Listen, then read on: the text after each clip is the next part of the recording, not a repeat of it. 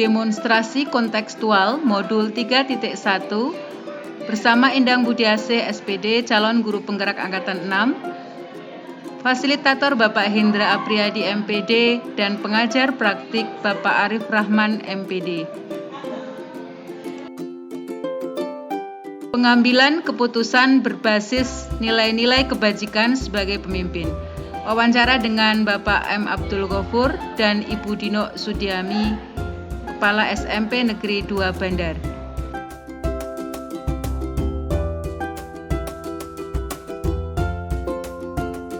Tujuan pembelajaran khusus.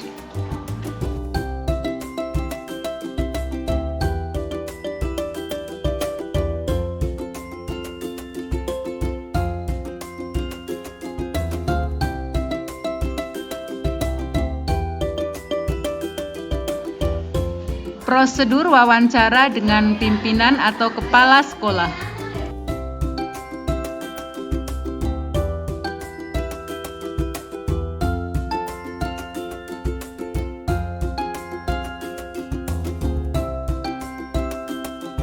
Pada saat melaksanakan wawancara dengan kedua kepala sekolah, saya melaksanakan dengan panduan pertanyaan wawancara atau guiding question for the interview sebagai berikut. Wawancara saya laksanakan dengan luring dan dengan daring. Pada kepala sekolah saya laksanakan secara langsung atau dengan luring, sedangkan dengan kepala sekolah kedua dengan Ibu Dino, saya melaksanakannya melalui daring, yaitu melalui Google Zoom. Wawancara dari percakapan kami dapat disaksikan pada video berikut ini.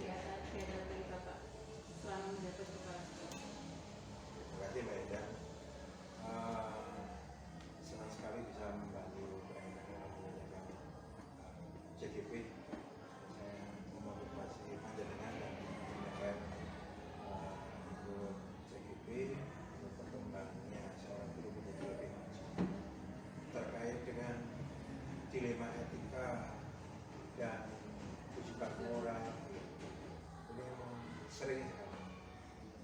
Sepengalaman saya 10 tahun menjabat kepala sekolah di tempat yang berbeda, itu permasalahan tersebut pasti kita kadang-kadang menemukan dalam satu kasus itu benar, dalam satu pihak juga pihak lain benar, dan masing-masing yang menjadikan menarik adalah merasa benar semua. Pada saat itu saya berpikir dan mengidentifikasi permasalahan itu memang ada benar secara individu dan benar secara kelompok. Nah, ada juga yang kelompok dengan kelompok. Nah, itu sebenarnya permasalahan yang sangat menarik karena dari dua kebenaran itu masing-masing memiliki potensi kemanfaatan yang sangat luar biasa. Nah, kalau hal itu dijadikan kasus, maka kasus itu kasus yang sama-sama baik.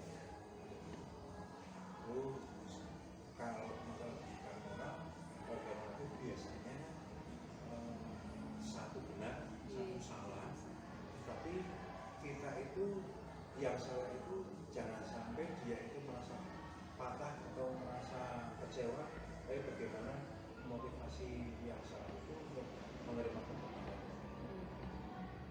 Kasus dilema etika memang dua hal yang kita harus memutuskan, dua hal tersebut sama-sama benar, tapi bagaimana kita bisa memutuskan yang terbaik bisa bermanfaat lebih baik, maksudnya hasil keputusan kita itu bisa bermanfaat lebih banyak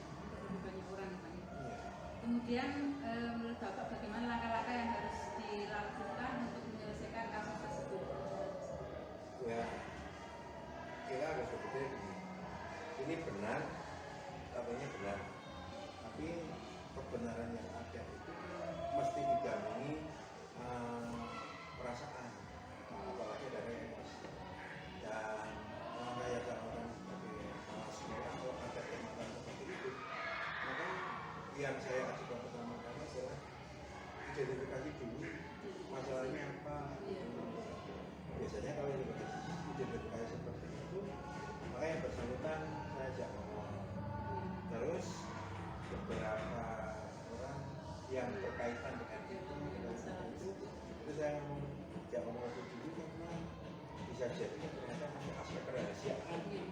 Nah, kalau sama-sama benar tapi ini ada suatu hal yang bersifat rahasia, maka saya harus bisa mengolahnya, mengkomunikasikan. Pertimbangan saya begini, apabila permasalahan itu langsung saya sorot, langsung saya bahas di rapat dinas atau briefing, itu kalau saya belum mengidentifikasikan menentukan aspek-aspeknya, takutnya nanti malah ada keputusan saya harus tahu ini seperti ini komunikasi kepada kurikulum dan masih dari kedinamisan ini permasalahannya. Ya harapannya kan dengan seperti itu secara jelas, faktanya jelas, maka kita bisa mengambil mana yang terbaik. Dan ini yang unik lagi gini Pak, bisa jadi dua-duanya baik, bisa jadi dua-duanya bermanfaat. Ya sekarang tinggal prioritasnya dilakukan semua lalu tinggal ini yang pertama ini gitu. Jadi tidak ada saling mengalahkan. Kita kan mengenai hanya kan ini berarti ini dilakukan tidak. Kadang-kadang dua-duanya. Kadang-kadang kalau gitu benar manfaatnya banyak semua, ya udah prioritas saja. Prioritas ini dulu baru ini. Jadi nanti artinya berarti intinya tadi identifikasi faktor-faktor yang ada, pertimbangan dari teman-teman tapi terbatas dulu. Kemudian komunikasi, intinya tadi identifikasi faktor-faktor yang ada, pertimbangan dari teman-teman tapi terbatas dulu. Kemudian komunikasi pada pihak-pihak yang terkait, tidak bisa semua masalah itu dikeluarkan pada semua ya. Jadi, tapi nanti kalau menjadi bulan ya di komunikasi. Setelah itu kalau sudah jadi keputusan komunikasikan lagi. Intinya seperti itu, ada komunikasi yang baik. Kemudian ada cara yang efektif atau tidak Pak menurut Bapak dalam memutuskan satu permasalahan, itu cara yang paling efektif menurut Bapak seperti apa Pak? Kalau cara yang paling efektif itu patokannya kan ada beberapa. Salah satunya kan kita bekerja sesuai aturan dulu kita. Akhirnya begini. Terus setelah itu kebijakan. Kalau bisa dari kebijakan juga dan kita mampu itu ya jadi memang ini saling asing gitu. Sebenarnya kepalanya kan belum mesti memiliki kalau nggak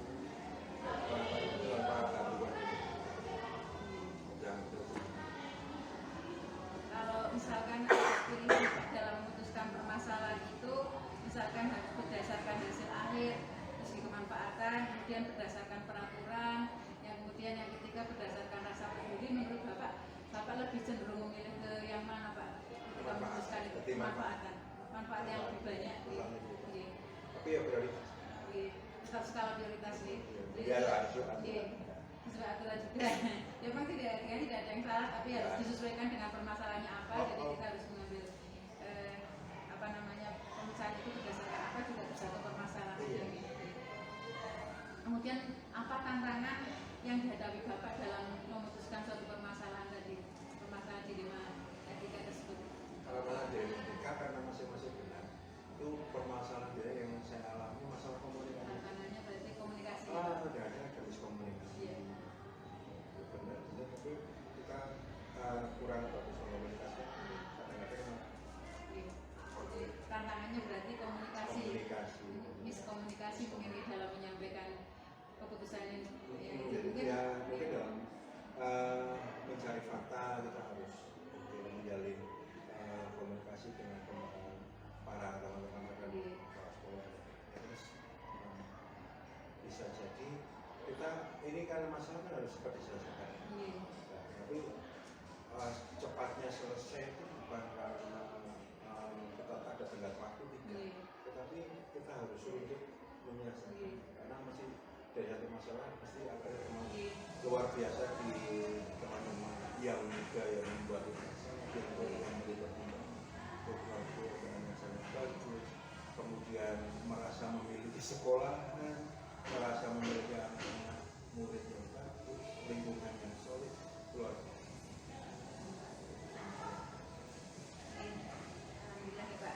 Jadi dengan dukungan dari semua pihak yang ada di sekolah, semua stakeholder yang sekolah, Komite. ya komite, ya betul, selain guru-guru, kemudian juga TU, kemudian juga masyarakat di komite itu sangat mendukung. Luar biasa. Kemudian terakhir ini Pak, apa pelajaran yang bisa kita petik dari pembicaraan kita hari ini menurut Bapak? Iya. Kita hidup kan sebagai manusia kan dinamis. Kemudian kita hidup dan bekerja sebagai masalah. Akhirnya kita sebagai guru, sebagai sekolah dituntut untuk bisa menjaga amanah masyarakat untuk menjadikan generasi yang lebih bagus. Apabila di saat-saat tertentu terjadi konflik ataupun terjadi permasalahan di dalam etika kehidupan moral, maka bisa mungkin kita ajukan, kita tunjukkan itikat baik, kemudian potensi yang unggul dalam menyelesaikan permasalahan itu bisa menjadi tidak masalah. Itu karena dengan komunikasi yang bagus, dengan koordinasi yang bagus, dan dengan membuat pemahaman bahwa semua kebaikan, semua itu baik, tinggal nanti yang diprioritaskan sesuai urutan berdasarkan Terima kasih sekali atas sharing kita pagi hari ini. Jadi pengalaman-pengalaman Bapak semoga bisa saya terapkan, bisa saya ambil sisi baiknya ya Pak. Jadi terutama dari Bapak tadi bahwa kita sebagai pemimpin harus bisa menjaga amanah ya. Jika kita dihadapkan pada permasalahan dilema etika maupun rujukan moral, bagaimana kita sebagai pemimpin bisa bijaksana dalam menyikapi, terutama keputusan-keputusan yang kita hasilkan itu yang pertama bisa berpihak pada murid, kemudian berlandaskan nilai-nilai kebajikan serta kemanfaatan gitu kan, dan bisa dipertanggungjawabkan tentu saja yang harus aturannya dan dikomunikasikan dengan baik. Terima kasih Bapak.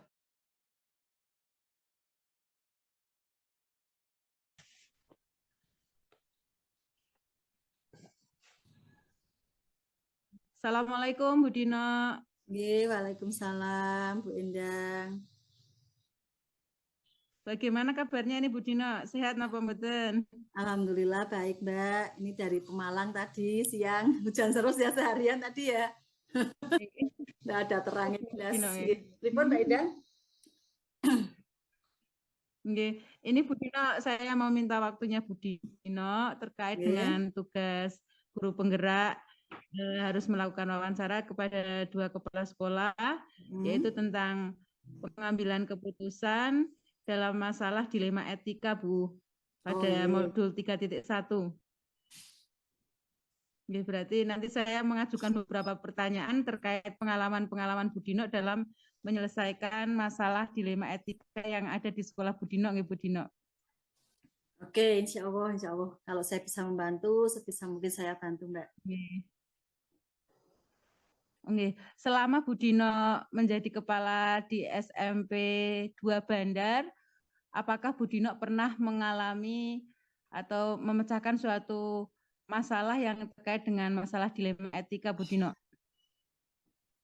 Kalau masalah sih banyak Mbak ya. Yang biasa terjadi di lapangan itu kan memang banyak masalah. Ini yang masalah yang dilema etika itu yang kayak apa? Oh, yang itu Bu, berarti suatu masalah yang kalau kita memutuskan mengambil suatu keputusan itu antara 2 hal yang benar semua. Jadi yang kita ambil dari 2 hal yang benar itu kita harus ambil salah satu. Kedua-duanya berarti benar Bu. Kalau yang Oh. satunya yang bujukan moral itu kan kalau yang kita ambil yang satu benar, yang satu itu adalah hal yang salah begitu. Jadi kayaknya lebih sulit memutuskan satu masalah ketika dilema etika, Bu. Jadi kedua-duanya sama-sama benar, tapi kita harus memutuskan satu yang terbaik begitu, Bu. Itu masalah di sekolah atau masalah saya sendiri? Di sekolah, Bu. Nggih, di sekolah. Di sekolah. Ketika Berarti Bu Dino menjabat menjadi saya kepala sekolah. sebagai pengambil keputusan di sekolah gitu ya. Oke, jadi ini Nggih. beberapa waktu yang lalu Mbak Endang tentang yang menurut saya itu adalah satu dilema etika karena kedua-duanya menurut saya benar, yaitu ketika terjadi pengkatan atau pemutusan kegiatan ekstrakurikuler, Mbak. Jadi ini kan pernah terjadi di tahun 2022 kemarin ya, ketika peristiwa penting yang mengakibatkan kegiatan ekstrakurikuler itu harus dihentikan. Nah, ini menimbulkan satu dilema karena kalau tidak salah yang masalah besar yang terjadi karena perundungan itu ya, karena perundungan sehingga berimbas pada sekolah-sekolah yang lain termasuk di SMP saya, anak-anak jadi tidak bisa melaksanakan kegiatan ekstrakurikuler. Padahal itu sudah diprogramkan lirik-lirik gitu ya, sudah dirancang sedemikian rupa hari ini Senin, Selasa, Rabu. Itu akhirnya pupus semuanya, anak-anak berhenti, tidak ada kegiatan ekstra. Itu Mbak. Oh iya. Terus bagaimana langkah-langkah yang Bu Dino ambil dalam menyelesaikan kasus tersebut, Bu Dino? Iya, itu saya telaah dulu itu Mbak. Jadi saya cari informasi yang benar-benar update ya tentang masalah tersebut. Langkah pertama yang saya lakukan adalah observasi masalah, sejauh mana masalah itu bisa berimbas pada anak didik saya, terutama yang ada di SMP saya. Gitu. Ketika saya amati, setelah saya amati, kemudian saya koordinasikan dengan teman-teman. Kalau memang masalah itu tidak terlalu berimbas, alangkah baiknya kalau tetap kita melaksanakan, tetapi dengan yang lebih ketat lagi begitu. Itu kemudian setelah saya koordinasi dengan teman-teman, berikutnya saya lakukan rapat diskusi secara intens dengan orang tua dan komite sekolah. Ini untuk bagaimana mereka juga ikut berpartisipasi ketika ada kegiatan di sekolah dan terkait dengan putra-putri mereka begitu. Ketika orang tua dan komite menyetujui, maka ya itu sudah kita laksanakan kegiatan tersebut dengan catatan ada pengawasan yang intens, ada rasa tanggung jawab dari masing-masing pembina ekstra sampai pada semua komponen terlibat. Jadi ketika pelaksanaan itu semua komponen terlibat. Nah ini yang akhirnya bisa kondusif lagi dan semua berjalan dengan normal. Seperti itu Mbak Indah. Oh begitu ya Bu ya. Jadi langkah-langkahnya pertama dari orientasi dan mencari observasi. data. Iya, observasi dulu. Observasi, kemudian setelah itu mengajak berdiskusi atau berkoordinasi dan dengan pihak-pihak yang ada di sekolah maupun pihak-pihak dari komite nggih Bu nggih. Setelah itu baru merembuk atau berdiskusi memecahkan masalah yang ada begitu nggih. Dan berarti setelah itu baru ditemukan langkah yang tepat untuk itu ya Bu ya. Untuk memecahkan masalah tersebut. Iya betul Mbak. Betul. Ya. Kemudian bagaimana cara yang paling efektif menurut Bu Dino dalam mengambil keputusan masalah tersebut, Bu? Cara yang paling efektif ya tadi kita harus harus mendiskusikan semuanya. Jadi harus ada satu koordinasi yang penting terkait dengan kegiatan tersebut. Jadi anak-anak juga harus dikondisikan, juga orang tua sehingga mereka benar-benar memang merasa underbeni atau merasa memiliki atau merasa menjawab terhadap kegiatan harus dilakukan seperti itu. Itu perlu sekali koordinasi, perlu sekali. Koordinasi dan bekerja sama Bu dalam menyelesaikan permasalahan tersebut. Betul. Iya. Merasa ikut terlibat begitu nggih. Iya, ya itu yang penting adalah rasa underbeni itu Mbak. Ketika ada rasa underbeni ya semuanya akan berjalan dengan baik. Kalau ada yang tidak salah satu itu ya mesti akan bubar semua kegiatan begitu. Terus kalau misalkan ada 3 pilihan nih Bu Dino, Nggih. cara pengambilan keputusan, ada yang berbasis hasil akhir, kemudian ada yang berbasis peraturan dan berbasis rasa peduli. Menurut Bu Dino, mana yang akan Bu Dino pilih dalam mengatasi suatu kasus atau masalah? Kalau ada 3 masalah ya Mbak ya, atau 3 alternatif ya, mungkin saya akan memilih yang ketiga mungkin, yaitu rasa peduli Mbak. Jadi rasa peduli itu menurut saya karena itu berkaitan dengan hati. Rasa peduli itu akan menumbuhkan kerjasama, satu kolaborasi, kemudian rasa tanggung jawab, rasa kasih sayang terhadap anak, gitu, dan mereka akan melihat dari mulai awal. Semuanya akan berawal dari perencanaan dari awal. Tapi kalau kita hanya melihat hasil akhir, nanti yang akan terjadi adalah kita melihat outputnya saja. Tapi mengesampingkan dari awalannya. Nah, ini yang nanti akan sulit. Ketika kita sudah merasa peduli, saya yakin semuanya akan bisa dikondisikan. Begitu. Karena kepedulian itu pada anak, pada lingkungan, pada dari atasan ke bawahan, dari bawahan ke atasan itu akan muncul kalau dulu namanya hubungan industrial Pancasila ya. Atau hubungan kekerabatan atau menjadi satu keluarga besar. Tanpa ada rasa walaupun sebagai atasan dengan bawahan, tetapi kita bisa saling bersinergi untuk mengatasi satu masalah seperti itu Mbak. Oh, ya berarti yang ingin Bu Dino pilih berarti mengambil keputusan berbasis rasa peduli. Iya, tapi rasa tanpa peduli. menyampingkan yang lain gitu ya, mungkin Ya nanti tetap dilihat dari kasusnya. ya, karena rasa peduli pun kan harus sesuai dengan aturan, sesuai dengan hasil akhir dan lihat seperti apa setelah kita refleksikan begitu. Iya. Iya, betul Bu. Kemudian apa tantangan yang Bu Dino rasakan ya, yang Bu Dino hadapi ketika mengambil keputusan tersebut? Tantangannya dihadapi apa Bu Dino? Tantangannya itu ya kalau dari diri saya sendiri itu adalah mengalahkan rasa egoisme Mbak. Jadi kadang-kadang kita itu muncul laku kepala sekolah gitu ya, kadang-kadang begitu ya. Jadi kadang-kadang yang diomongkan seorang kepala itu biasanya harus diikuti oleh kalau bisa kita katakan anak buah atau mungkin karyawan begitu. Tapi di sini ya memang begitu kan katanya, tapi kan kita harus bisa mengesampingkan egois dan idealisme itu. Jadi kita harus selalu kalau dalam bahasa Jawanya duduk sama rata, berdiri sama tinggi gitu nggih. Berdiri sama tinggi, duduk sama rendah, berdiri sama tinggi. Iya, duduk sama tinggi, berdiri sama rendah dalam satu pengambilan keputusan. Karena di sini kita perlu mendengar. Kita perlu mendengar aspirasi, mendengar suara dari bawahan, kira-kira yang terbaik itu bagaimana. Jangan hanya itu diambil sepihak dari diri seorang. Itu.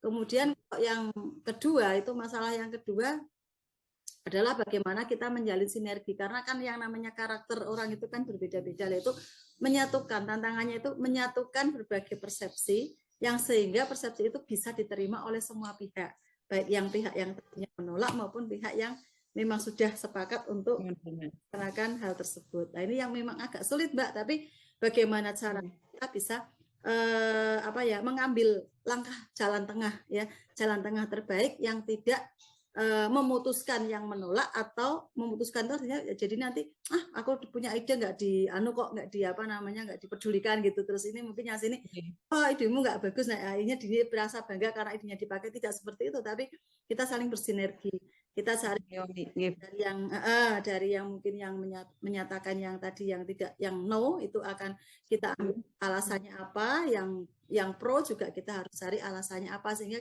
ambil jalan tengah yang baik dari tantangan yang ada itu, sehingga terjadi satu kolaborasi yang apik atau yang saya katakan ya, yang saling bersinergi antar dalam satu lingkungan sekolah tersebut. Seperti itu Mbak. Luar biasa ya, berarti tantangan yang dihadapi Bu Dino adalah mengalahkan rasa egois dan mencoba menampung seluruh aspirasi yang ada dan mengayomi semua pihak. Luar biasa sekali Bu Dino. Iya, insya Allah begitu. Kemudian gitu, dalam memutuskan suatu kasus atau masalah itu, apakah Bu Dino memerlukan suatu waktu khusus atau merencanakan, atau mungkin dengan spontan saja ke Bu Dino, misalkan menghadapi masalah kasus seperti itu? Oh ya tentunya harus dengan proses ya, tidak mungkin kita melihat jalan satu dengan hanya menggunakan satu kacamata saja, tapi kita harus punya schedule, kita harus punya taktik, kita harus punya strategi kan gitu ya. Jadi bagaimana caranya biar semua itu bisa berjalan dengan baik. Tentunya ada langkah-langkahnya Mbak, atau ada kalau mungkin jadwal begitu nih kita jadwalkan. Kalau terkait dengan anak, biasanya saya mengajarkan kesiswaan dengan BK begitu. Tapi kalau dalam langkah pengambilan keputusan ini, saya akan menggunakan yang namanya strateginya itu POAK Mbak. Kalau dalam bahasa manajemen itu, yaitu ada plan. Iya, POAK ya, kayaknya ya. Nah, itu dari tokoh manajemen terkenal Justeri itu yang menyatakan bahwa bahwa organisasi yang baik itu ada planning, organizing, actuating, controlling. Itu yang penting di situ. Jadi pertama harus merencanakan dulu. Setelah direncanakan apa yang mau kita lakukan, kemudian kita lakukan organizing, pembagian tugas yang penting di situ. Jadi siapa sih orang-orang yang bisa kita percaya menjadi penyambung lidah kita, gitu kan? Baru setelah itu kita koordinasikan dari segala pihak, Mbak, dari semua stakeholder, dari paling atas sampai paling bawah. Kalau di sekolah itu berarti ada guru, karyawan, bagian kebersihan, kemudian siswa juga kita mintai pendapat karena semuanya harus nanti akan berpihak pada murid begitu nih. Kemudian komite sekolah, orang tua, bahkan pihak luar masyarakat pun kalau memang kita butuh ya kita tanya seperti itu. Itu terkait dengan langkah-langkah dari pengambilan keputusan yang ada. Itu Mbak Endang. Berarti tidak bisa spontan Ibu, harus ada ya. Nanti otoriter. Kalau spontan itu terjadi akan keotoriteran. Spontan. Ya betul. Ya betul. Berarti apa tadi, planning, organizing, actuating dan controlling. Terakhir harus ada pengawasan. Iya, betul. Pengawasan dan refleksi mungkin Bu. Ya, terakhir setelah selesai setelah semua kegiatan selesai sampai pengawasan sampai munef, itu baru nanti kita lakukan kegiatan tindak lanjutnya. Nah, tindak lanjutnya itu nanti ada umpan balik dan refleksi seperti itu. Nah, itu penting karena kemudian itu penting sekali Mbak untuk dilaksanakan. Oke, monggo lanjut. Faktor-faktor apa saja yang membantu Bu Dino dalam mengambil keputusan, Bu Dino? Faktornya ya banyak. Yang mendukung atau bukan? Yang mendukung saya dalam pengambilan keputusan biasanya faktor yang pertama adalah dari SDM-nya dulu, dari sumber daya manusia yang ada. Dari stakeholder itu adalah faktor terpenting karena mereka bagaimana cara kita sebagai manusia itu memanusiakan manusia, sharing pendapat mereka, terima masukan-masukan mereka, itu sangat penting bagi kita dalam rangka untuk pengambilan keputusan. Apalagi kita orang baru, kita harus tahu lebih jauh senior kita di sekolah itu seperti apa, begitu. Itu yang paling penting kita akan mengambil keputusan terhadap semua aspek yang ada di sekolah.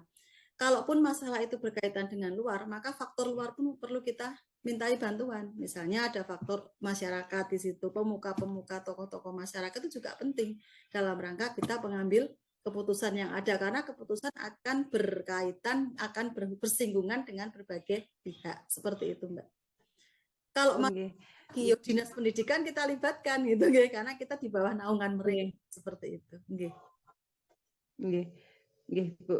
Terakhir ini Bu, dari diskusi kita kali ini, menurut Bu Dino, pelajaran apa yang bisa kita petik Bu Dino? Tentang dilema etika, bagaimana kita harus mencari satu solusi di antara kebenaran yang ada. Menurut saya ya ada berbagai hal yang harus kita lakukan. Yang pertama, langkah-langkah untuk pengambilan keputusan ini tidak boleh sepihak, Mbak, jelas yang pertama itu.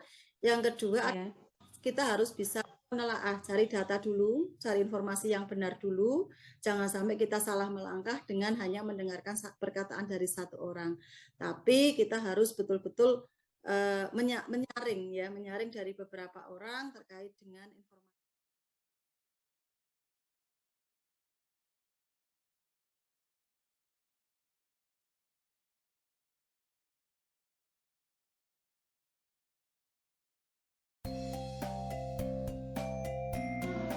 Analisis hasil wawancara.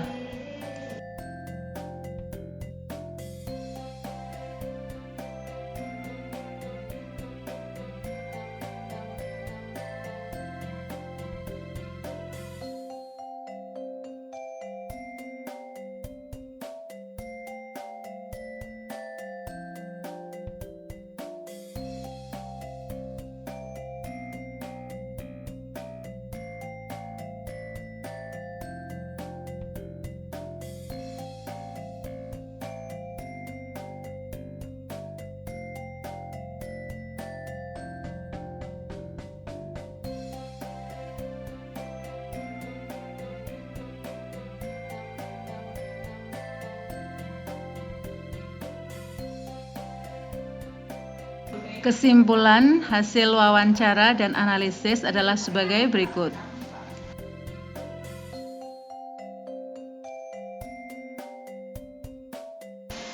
Demikian yang bisa saya sampaikan. Terima kasih.